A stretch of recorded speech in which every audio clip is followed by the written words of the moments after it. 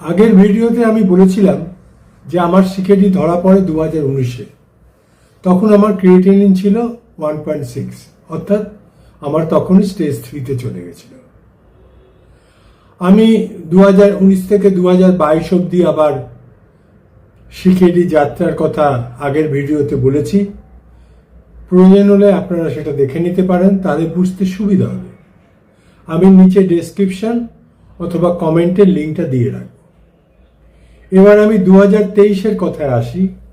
2023-এর জুনে আমার ক্রিয়েটিনিন ধরা পড়ল 2।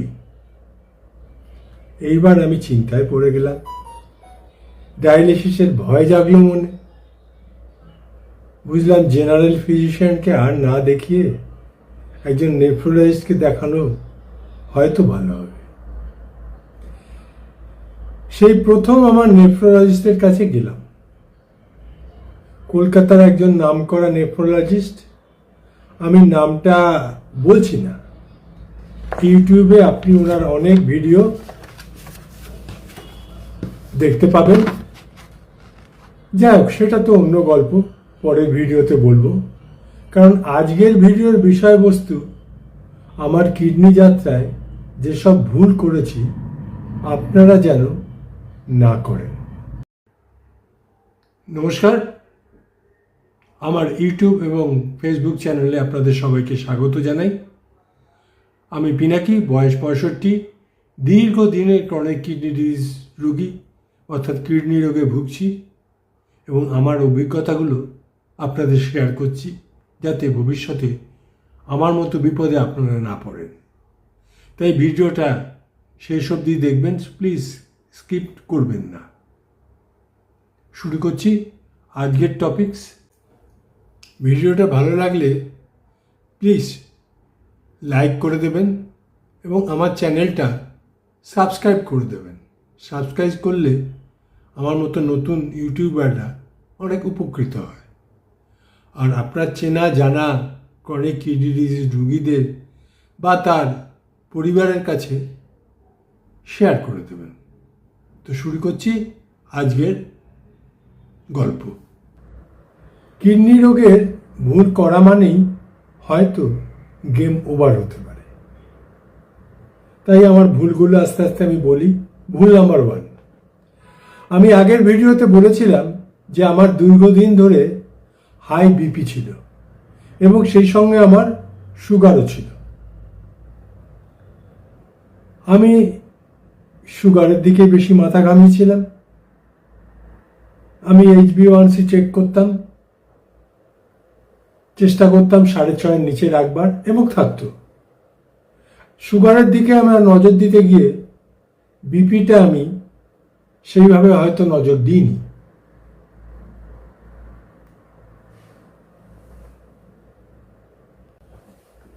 আমি বুঝতেই পারিনি যে আমার হাই ব্লাড প্রেশারটা আস্তে আস্তে সাইলেন্ট কিলার হয়ে যাচ্ছিল। জানি না আমার বিপি দেখে কিডনি কি ভয় পেয়েছিল না বিরক্ত হয়েছিল। যাই হোক, বিপি ওই নিয়ন্ত্রণে না রাখলে কিডনি ধ্বংস হবেই। হাসতে হাসতে হবে না কাঁদতে কাঁদতে, সেটা কেবল সময়ের অপেক্ষা। এখন আমি রোজ বিপি দেখি, যেন কিডনিটা রেগে যায়। ভুল 2, আমার অ্যাসিড হতো। দীর্ঘদিন ধরে আমি প্যান্টাপ্রাজোল 40 জাতীয় ওষুধ খেয়ে আসছিলাম। ডাক্তার 1 মাসের জন্য একবার লিখেছিল, কিন্তু আমি এতই ওটার খেয়ে উল্লসিত হয়ে গেছিলাম যে আমি বছরের বছর ধরে খেয়ে গেছি। আমি বুঝতে পারিনি যে এটাও আমার কিডনি রোগের আরও একটা কারণ হতে পারে। আপনারা অনেকেই ওমিপ্রাজোল, প্যান্টাপ্রাজোল, এমিপ্রাজোল হয়তো রোজই খান। সাবধান, ওই খাওয়ার অভ্যেস থেকে বেরিয়ে আসুন, নইলে হয়তো আমার মতো আপনাদেরও ভুগতে হতে পারে। আমার পরের অর্থাৎ 3য় ভুল, শুরুতেই নেফ্রোলজিস্ট না দেখানো। আমি জেনারেল ফিজিশিয়ান দেখেছি, কার্ডিওলজিস্টের কাছে গেছি, কিন্তু আমি নেফ্রোলজিস্টের কাছে যাইনি। ওইটাই আমার কাল হলো। কার্ডিওলজিস্ট তার মতো কাজ করেছেন, জেনারেল ফিজিশিয়ান তার মতো ওষুধ দিয়েছেন, কিন্তু এটা একটা প্রেসারাইজ সাবজেক্ট। তাই আমার যাওয়া উচিত ছিল নেফ্রোলজিস্টের কাছে। আপনাদের যদি কখনো ক্রিয়েটিনিন বাড়ে বা কিডনি জাতীয় অন্য কোনো প্রবলেম দেখা দেয়, তাহলে আপনারা অপেক্ষা করবেন না, নেফ্রোলজিস্টের কাছেই যাবেন। এখানে আমার শিক্ষা হলো যে কিডনি কোনো প্রবলেম হলেই শুরুতে নেফ্রোলজিস্টের কাছে যাওয়া উচিত। এবার আমার পরের ভুল বলি, আমার খাদ্যাভ্যাস, ভুল খাদ্যাভ্যাস।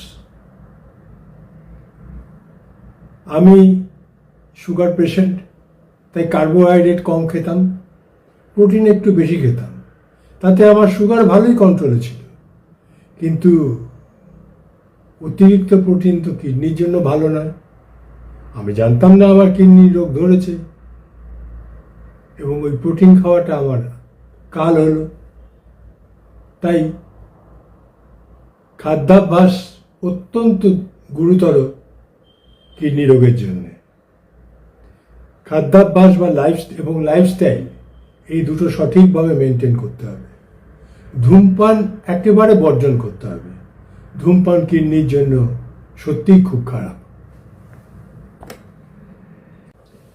অতএব আমি যা শিখলাম, সিকেডি রোগের ডায়েট মানে শুধু কম খাওয়া নয়, ঠিকমতো বিজ্ঞান ভিত্তিক খাওয়া। এটা পরে আমি ডিটেলস আলোচনা করব অন্য একটা ভিডিওতে, খাওয়া দাওয়ার ব্যাপার, খাদ্যাভ্যাসের ব্যাপারে। তো এখন আমি একজন রেনাল ডায়েটিশিয়ানের পরামর্শ মেনে চলি, এবং সেই পরামর্শ কিছু অংশ আপনাদের কাছে পরবর্তী ভিডিওতে আস্তে আস্তে তুলে ধরব। পরের ভুল, 2023-এর আগে আমি জানতাম না যে ইউরিন, এশিয়ার, ইলেকট্রোলাইট এইসব টেস্ট করতে হয়। ঠিক সময় এগুলো টেস্ট না করলে বেড়ে যায়, কমে যায়, অনেক রকম পরিবর্তন হতে পারে। ঠিক সময় যদি আমি ইউরিন রুটিন টেস্ট করতাম, আমার ধরা পড়তো যে ইউরিনে প্রোটিন আসছে। তাহলে তারপরে যখন শিখলাম যে ইউরিন এশিয়ার করতে হবে, তখন হাজার হাজার ভ্যালু এসে গেল। এটা আগে জানলে সেইভাবে আমি কন্ট্রোল করতে পারতাম, আর আমার প্রোটিন ইউরিয়া অর্থাৎ এশিয়ার ভ্যালু এত বাড়ত না। এটা আমার আরেকটা ভুল। আপনাদের কাছে আমার বিনীত অনুরোধ যে আমার মতো এই ভুলগুলো আপনারা যেন না করেন। ভিডিওটা ভালো লাগলে লাইক দিন, এবং আমার চ্যানেলটা অনুগ্রহপূর্বক সাবস্ক্রাইব করে দিন। একটা সাবস্ক্রাইব আমাদের মতো নতুন ইউটিউবারের জন্য খুবই প্রয়োজনীয়। আর একটা ধীরে ধীরে বলবো, আর আপনার ইউরিনের একটা রুটিন টেস্ট করবেন। যদি ইউরিনের রুটিনে প্রোটিন আসে, তাহলে সঙ্গে সঙ্গে নেফ্রোলজিস্টের কাছে যান। তারপর তারা যেভাবে বলবেন সেভাবে করবেন। আর কি বলি, নিজের যত্ন নিন, কিডনির যত্ন নিন, সুস্থ থাকুন। নমস্কার। আজ আর ভিডিওটা বড় করছি না, কারণ বেশি বড় হলে আপনারা ধৈর্য হারাবেন, স্কিপ করবেন। তাই এর পরের পর্বে থাকবে আমার 2023 থেকে আজ অবধি কিডনি জার্নির কথা, কিভাবে আমার ক্রিয়েটিনিন আস্তে আস্তে বাড়ছে, একেআই থেকে আমার ক্রিয়েটিনিন কিভাবে অনেকটা বেড়েছিল, সব গল্পই আমি পরের ভিডিওতে। ধন্যবাদ।